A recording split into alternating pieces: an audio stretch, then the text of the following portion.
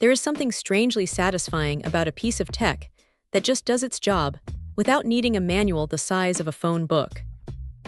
This webcam has been around for a while, and honestly, it feels like a bit of a throwback in a world of flashy, over-engineered gear. It is built like a tank, with a solid, heavy feel that makes most modern plastic webcams feel like toys. You pick it up, and you know it is not going to slide off your monitor the moment you bump your desk. The image quality is where this thing really tries to earn its keep.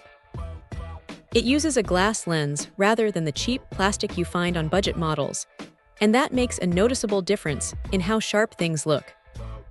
When the light is decent, the colors pop in a way that feels natural rather than overly saturated.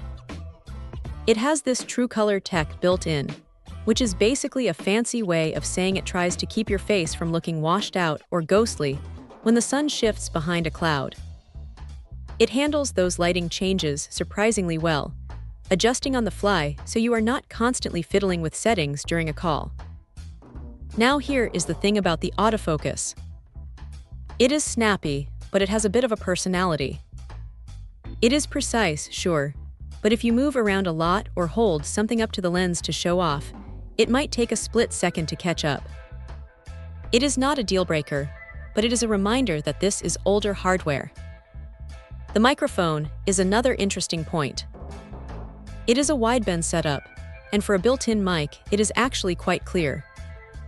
It picks up voices with a decent amount of warmth, which is a nice change from the tinny, robotic audio that usually comes with these devices. You probably would not use it for a professional podcast, but for a quick sync with the team or a chat with family, it is more than capable. The design is a bit quirky too. It rotates halfway in both directions, which is great if you need to pivot the camera to show someone something else in the room without moving your entire monitor. It is a small touch, but it is one of those things you miss once you go back to a fixed position camera. If there is a downside, it is definitely the software side of things. Because it has been around for a while, it does not have the fancy AI background blur or auto-framing features that the newest, expensive cameras are pushing these days. You are getting a raw, high-quality image, but you are responsible for the rest of your setup. Also, the mounting system is a bit bulky. It is sturdy, but it definitely has a presence on top of your screen.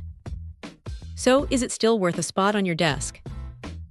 If you want something that feels substantial, delivers a sharp, reliable picture, and does not require a degree in engineering to set up, it is a solid contender. It is not trying to be the latest trend, and that is exactly why it still holds up. It is just a dependable, well-built tool that gets the job done without any fuss. Check out the video description for updated price. And thank you for watching this video.